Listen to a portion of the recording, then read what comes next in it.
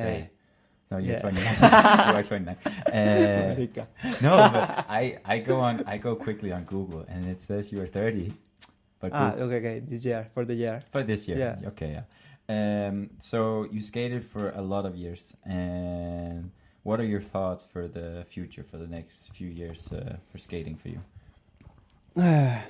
Bueno, I think I want 1 or 2 years more in skate.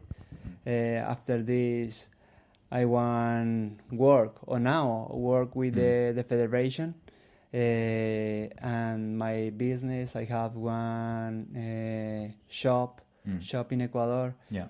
For me, after this, I want more shops, Okay. working, businessman. So stay in the sport. And, Yes, for me, it's perfect, close to the sports, because the sports every time is my life. Yeah. I love this. I love my inline speed skating.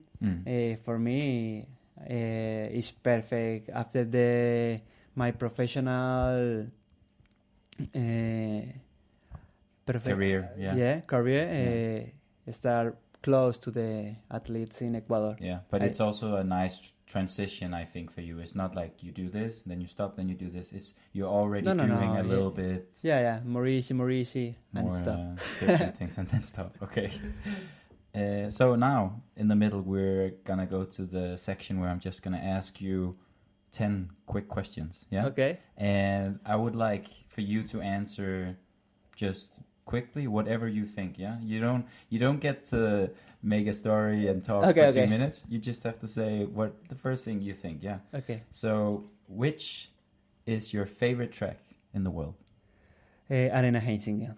Geisingen. Yes. Hey, where we're sitting now. Fastest track in the world. It's faster track. It's fast. It's beautiful. What is your favorite race? My favorite race is the Point Road. So that's the...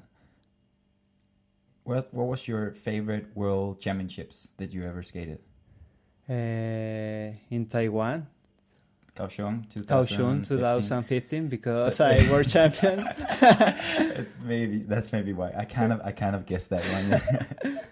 Do you prefer track or road? Which is better for you? For me, it's better road. Better road. Yeah.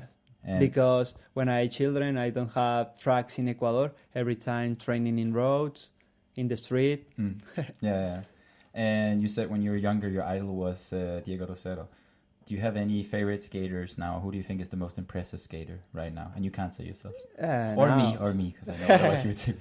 Now, I have respect for a lot of skaters, Bart, another skater is very, very good. But for inspiration, Diego Rosero. Diego Rosero. He's the one, yeah? What's the favorite country you have ever raced in? The best country you've visited and where you've been skating? My favorite country, Ecuador.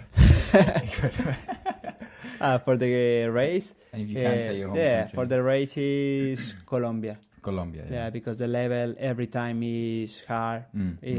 It's close to Ecuador. For me, it's good. Yeah. What is your best memory with skating, which is not becoming world champion? What's the best memory you have in your head with skating? Is there one certain thing you look back to and you always remember? It can be a training or a travel you did, or no. I remember every time my first medal in international championships. Yeah. In my first Pan American Games, because changed my life.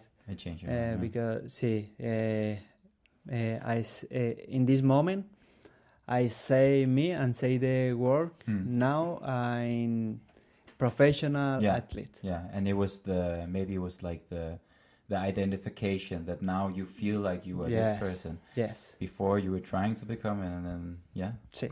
Okay.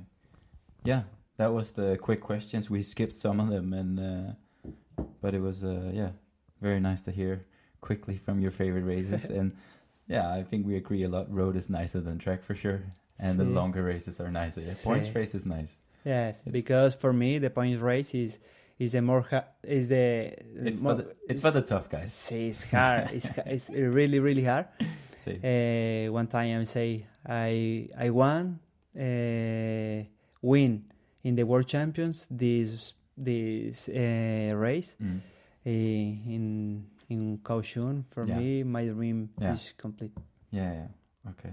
Must be nice to have that title, which you know at that point, that race, that time, you were the best in the world, and forever you have that thing with you. Do you know what I mean? You can't take that away from you, no? You're a world champion. Yeah. But after this, I say, okay, Jota, now you are world champions. Now for you, for me, really important every time. More motivation, more objectives. Objectives. I don't know. Objectives, goals. Yes. Is my motivation day tras day. But how, when you become world champion, you race and you are the best in the world that one day. How do you set a new goal, which is interesting? Because I think if the next goal for you is like the next national competition in Colombia, I want to be in top 3. Is it hard to motivate yourself after you become world champion? Is it hard to make the objectives? Yeah, after the World Championships, I say for me now I want more. After this, I win 3 or 2 medals more in World Champions. For my finals years, I want win another 2 medals more. Yeah. And was that the feeling of like, it's not just one time thing, I'm one of the best in the world, I can do this again? Was that to prove to yourself? Yes. Yeah. Okay. Yeah, so the first time, except for the time in 2010 at World Championships, my first World Championship, I was a 14-year-old, very blonde in Colombia, and everything was very big, and I saw the strong Ecuadorian in the breakaway, and for that race I think you won the hearts of everyone, but of course it was not possible to win the race because you were pulling the whole time a Colombian all the way to the line. Who was it, the Colombian, by the way? I don't remember. Who won? Carlos Perez. Carlos Perez, yeah. Also an old guy, no? So after that, the next time we kind of got to meet each other was actually back in 2000 and I think 2015. Yes. When we both skated on the Maple skate team. In the Maple skate team, yes. Yeah. So it was a Holland-based inline team for the brand Maple, which now unfortunately is no more. But at that time we skated together, and you did a lot of races in Europe. How was it racing in Europe? I know it wasn't your first time, but how was it racing with a European team in Europe? In Europa is really good. It's really good because the level is really hard. Europa have good race every time. Every week you have new race, new opportunity for win. I love Europe. I love the race in Europe because for me is, I don't know. How is the racing different than Colombia? Because you race in Colombia a lot, I know, and now you also did a lot of races in Ecuador and Europe for a lot of years. How does it feel different in the races? Okay, in Colombia, I think it's more tactic. More tactic. Yes. In Europa, every time is full speed. Full gas. Yes, full gas. It's really, really different. Yeah. Pero the Europa and America, I like the race. Yeah. Okay. So after we raced in the team together with Maple Skate Team, we met each other and we skated together and we became good friends. And I remember at the time you said to me, whenever you want to come to Colombia, you just come and you can stay in my home. And now I remember you saying it and I was like, okay, yeah, it's nice. And he said, yeah, it's nice. And I didn't think about it. And I skated some years ice after that. And I wasn't really happy. I wasn't really improving on ice, and I started on inline. I always loved inline. So at one point, I thought, yeah, fuck it. I wanna do something else this winter. I want to try something else. And I remember you said it, so I wrote you and I say, hey, if I go to Colombia in the winter or in the early spring, can I stay with you? And I remember immediately they were like, yes, come. Yeah, I remember you. For me, the sport is more important for the friends. The medals is in the home. It's better have you a lot of friends in the world. For this, I say you, hey, come. Yeah. Because for me, it's really good. You are a really good person. Really good. Gracias. Because you are focusing in your sport. For me, it's important this. And now you are a good friend. We still meet every year, and we still bump into each other in all of the races. Yeah, So when you need come again to my home, it's good. Hey, this is an open invitation on the podcast. Yes, thank you. Maybe you never know. I can only say for myself, the time when I went to Colombia, and I've only went to Colombia in 2010 for the World Championship, but this was the time when I was there for a longer time. And when you see, as a European, when you see speed skating in Colombia, it's crazy. For us, it's so weird. There's so many skaters, there's so many tracks, there's so many clubs. And you can talk about skating in the streets and the people will know what it is. And you can watch skating on the television. It's for me, being there for those months and training together with you and together with one of our other friends, also Ecuadorian, Rulis Matute. The three of us had a really good training group, and we trained with the group Bogota Elite in Bogota, Colombia. And those months honestly really changed my perspective with skating, and it changed something for me.